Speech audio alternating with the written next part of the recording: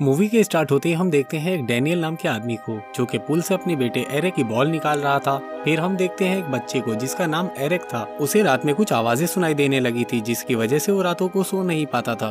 अपने बेटे के बदलते हुए बिहेवियर को देखते हुए उसके पेरेंट्स डैनियल और सैरा एक डॉक्टर को बुलाते हैं जो कि एक साइकेट्रिस्ट थी। अब एरिक से बातें करने के बाद डॉक्टर को उन आवाजों के बारे में पता चलता है जो उसे सुनाई देती थी।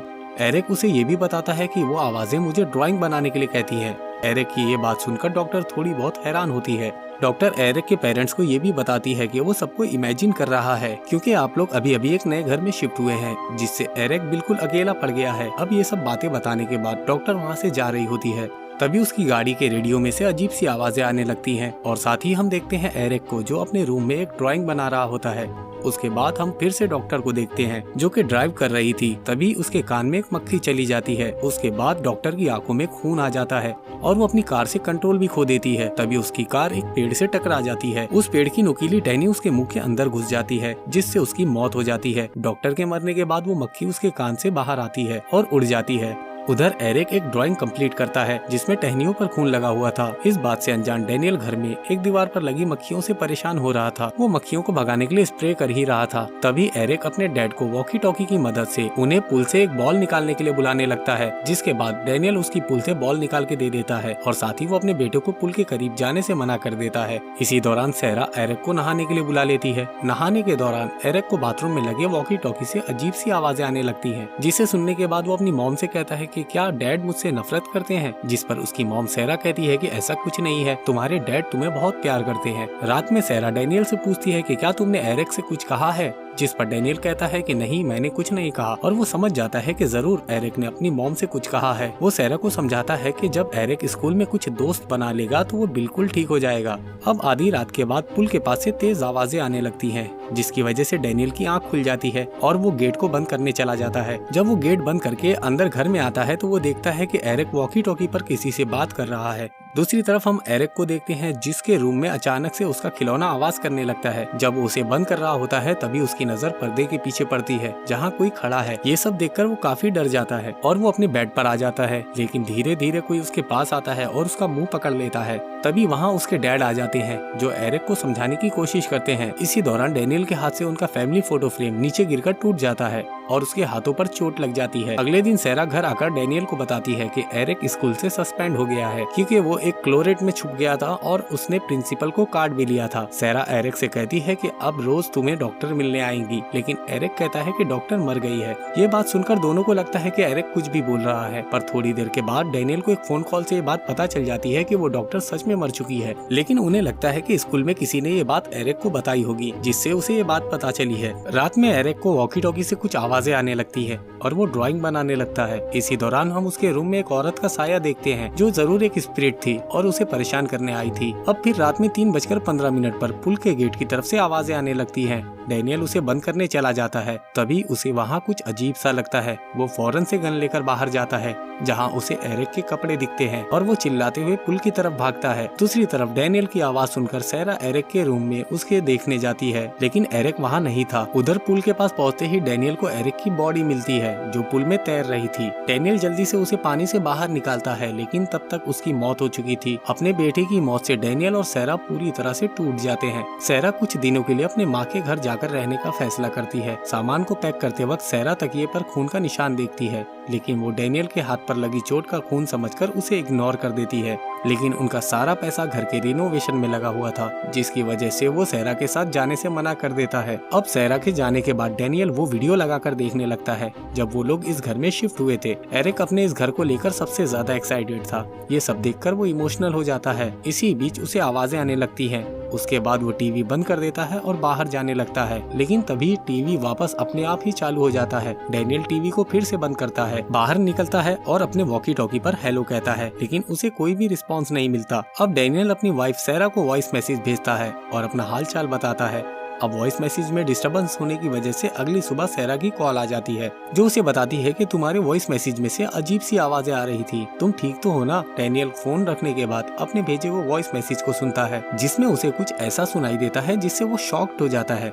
उस आवाज को ठीक से सुनने के लिए वो वॉइस मैसेज को अपने लैपटॉप से इनहेंस करता है और इस बार ये आवाज सुनाई देती है। ये उसके बेटे एरिक की आवाज थी जो कि हेल्प मांग रहा था। अब एरिक के मरने से पहले उसने टीवी पर एक इलेक्ट्रॉनिक वॉइस सोनोमेनार एक्सपर्ट का इंटरव्यू देखा था, जिसके बाद वो उनसे मिलने एक एग्जीबिशन में चला जाता है और वो उसे अपने बेटे की आवाजों के बारे में बताता है और वो उनसे हेल्प मांगता है। पहले तो वो नहीं तैयार होते, लेकिन डैनियल जैसे तैसे करके वो जर्मन नाम के उस राइटर को अपनी मदद के लिए मना लेता है। उसके बाद जर्मन अपनी बेटी लूथ के साथ उनके घर आ जाता है। घर में पहुंचने के बाद लूथ पूरे घर में थर्मो कैमरा स्टैंप करती है। अब सब कुछ स्टेप तैयार करने के बाद ये दोनों सभी कमरे में आवाजों को सुनने की कोशिश करते हैं। तभी लूथ को कमरे में कोई बैठा हुआ दिखता है। उसके बाद ये बात वो अपने फादर जर्मन को बताती है। थर्मो कैमरा में डैनियल दिख रहा है, उसे कहो कि वो बाहर चला जाए, लेकिन जर्मन अपनी बेटी को कहता है कि वो डैनियल नहीं है क्योंकि वो तो बाहर बैठा है। अब उसके बाद जर्मन रूम में चेक करने जाता है तो वहाँ कोई नहीं होता। तभी उसे लूथ की आवाज आती है जो अपने फादर को उस कमरे से जाने को कहती है, क्योंकि वो घोस्ट ठीक जर्मन के सामने था, लेकिन जर्मन को कोई भी नहीं दिखाई देता। थोड़ी ही देर बाद जर्मन के हेडफोन में बहुत तेज आवाज होने लगती है, जिससे वो डर जाता है। ये सब होने के बाद जर्मन घर में पैरानॉर्मल एक्टिविटी होने कंफर्म कर देता है। अब रात को जर्मन को कमरे के बाहर कोई दिखता है और वो उसका पीछा करता है। पीछा करने पर वो अपनी लेट वाइफ सूफिया को पाता है। वो उससे बातें करने लगता है। बातों ही बातों में सूफिया जर्मन को अपने पास बुलाती है। वो उसे वाइन के साथ खाना भी देती है और कहती है कि अब हम दोनों साथ रहेंगे। वो उसका हाथ काटने लगती है, पर तभी वहाँ पर लूथ आ जाती है। वो अपने फादर को होश में लाती है। होश में आते ही जर्मन खुद को ही अपना हाथ काटते हुए देखता है। दूसरी तरफ हम सैरा को देखते हैं, जिसे एक कॉल आती है जिसमें उसे एरिक की आवाज सुनाई देती है, जहां वो बताता है कि डैड ने किसी को घर ले आया है मुझे चोट पहुंचाने के लिए। सैरा उससे पूछती है कि तुम इस वक्त कहां हो। वो उसे बताता है कि इस वक्त मैं अपने बेड के नीचे छुपा हुआ हूँ। अब अपने बेटे एरिक की आवाज सुनने के बाद सैरा जल्दी से अपने घर से जाने के लिए तैयार हो जाती है। उधर जब लूथ बाहर आती है तो वो पेड़ पर बहुत सारी बिल्लियों की लाशों को लटका हुआ देखती है। जब डैनियल उन बिल्लियों की लाशों को दफनाने लगता है तब सैरा भी वहाँ आ जाती है। वो जर्मन और लूथ को यहाँ बुलाने की वजह पूछती है। उसके बाद हम लूथ को देखते हैं, रास्ते में उसे एक औरत बुलाती है। वो उसे उस घर के बारे में बताने लगती है। वो कहती है कि इस घर से जितनी जल्दी हो सके निकल जाओ। अब थोड़ी देर बाद सैरा को एरिक दिखता है। वो उसके पास जाने लगती है, तभी वो बेड के नीचे चला जाता है। जब सैरा बेड के नीचे देखती है तब उसे बेड की दूसरी तरफ किसी के पैर दिखते हैं। वो पैर बेड के ऊपर चढ़ जाते हैं। फिर बेड के ऊपर किसी को न दिखकर सैरा बहुत ज्यादा डर जाती है और वो वहाँ से भागने की कोशिश करती है। तभी वो अपने पीछे एक औरत को देखती है जो उसका मुंह दबा देती है। नीचे हम बाकी सबको देखते हैं। जर्मन डैनियल को उसके घर के बारे में बताता है। यहाँ बहुत सालों पहले विचेस को टॉर्चर करके मारा गया था। बिल्लियों की लाशों का पेड़ में लटकने का मतलब ये है कि उन्हें किसी की भी दखल अंदाजी पसंद नहीं, यानी कि उन्हें अपनी जगह पर अजनबी पसंद नहीं। इन सब बातों के दौरान अचानक से सहरा अपने आप को फांसी लगा लेती है और खिड़की से नीचे कूद जाती है, जहाँ हम देखते हैं कि सहरा के मरने के बाद डॉक्टर की तरह उसके कान से भी एक मक्खी निकल रही है। सहरा की मौत हो जाने से तो जैसे डैनियल ने भी जीने की उम्मीद खो देता है, पर वो ये पता लगाना चाहता था कि उसकी वाइफ और बेटे को किसने मारा। डैनियल एरिक के बेडरूम में बैठा होता है, जहां उसे सैरा और एरिक दिखते हैं। जैसे ही वो पर्दा हटाता है वो गायब हो जाते हैं। वो इधर उधर नजरें दौड़ाने लगता है। जैसे ही वो पीछे मुड़ता है वो घोस्ट इस पर अटैक कर देता है। उधर लूथ के सामने एक स्क्रीन ओपन हो जाती है जिसमें सैरा की फुटेज थी। वो नोटिस करती है कि जिस वक्त सैरा ने सुसाइड किया था उसी वक्त वो घोस्ट भी उस रूम में मौजूद था। तभी उन्हें शॉटगन की आवाज आती है। वो एरिक के कमरे में जाते हैं और डैनियल को रिलैक्स करवाने की कोशिश करते हैं। उसे बताते हैं कि उसके घर के नीचे विचेस यानी शैतानी चुड़ैलों को टॉर्चर किया गया था। डैनियल कहता है कि मैं उस जगह का रास्ता जानता हूँ। उसके बाद डैनियल उस दीवार को तोड़ता है जिस दीवार पर मक्खियाँ भिनक रही थी।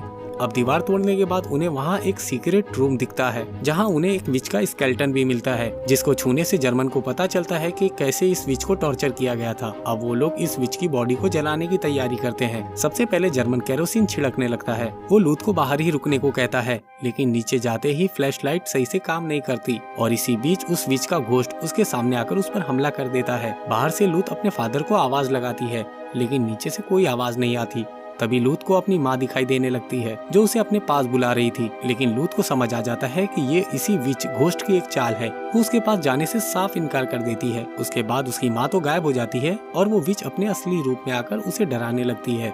दूसरी तरफ डेनियल केरोसिन ढूंढने की कोशिश कर रहा था। तभी उसे सारा और एरिक दिखाई देते हैं, जो डेनियल से कहते हैं कि क्या आप हमारे साथ रहना नहीं चाहते। ये सब सुनकर डेनियल उन दोनों को गले लगा लेता है, लेकिन असल में वो विच को गले लगा रहा था। अब इन दोनों को देखकर डेनियल विच की चाल में फंस जाता है और वो खुद को ही ऊपर केरोसिन डालने लगता है। वो खुद के ऊपर आग लगाने की कोशिश करता है ताकि वो अपनी बीवी बच्चों के साथ रह सके। अब हम जर्मन को देखते हैं जो उस विच की स्केलेटन को जलाने की तैयारी कर रहा था। तभी लूथ उसके पास आकर उस पर हमला कर देती है, क्योंकि लूथ को उस विच ने पोजेस कर लिया था और वो टोटल उसके कंट्रोल में होती है। पर जर्मन उस वक्त उस विच को आग लगा देता है, जिससे लूथ होश में आ जाती है और नॉर्मल हो जाती है। साथ ही डेनियल भी बच जाता है। और अब सब कुछ नॉर्मल होने के बाद डेनियल एरिक के रूम में अपने बेटे की ड्राइंग देख रहा था, जिसमें सारे इंसिडेंट पहले से ही ड्रॉ किए हुए थे कि कौन कैसे मरने वाला है। इसी में एक ड्राइंग को देखकर डेनियल सुन रह जाता है। और उस रात जब एरिक की मौत हुई थी, उसे भी एक मक्खी ने ही पोजेस किया था और उसने ही अपने बेटे एरिक को पुल में डुबाकर मारा था। और जब वो आकर सोया, मक्खी उसके कान से निकल गई। तभी खून की बूंद भी उसके तकिए पर गिरी थी, जिसे सारा डेनियल के चोट का खून समझ रही थी। ये सब जानने के बाद डेनियल पुल के पास जाता है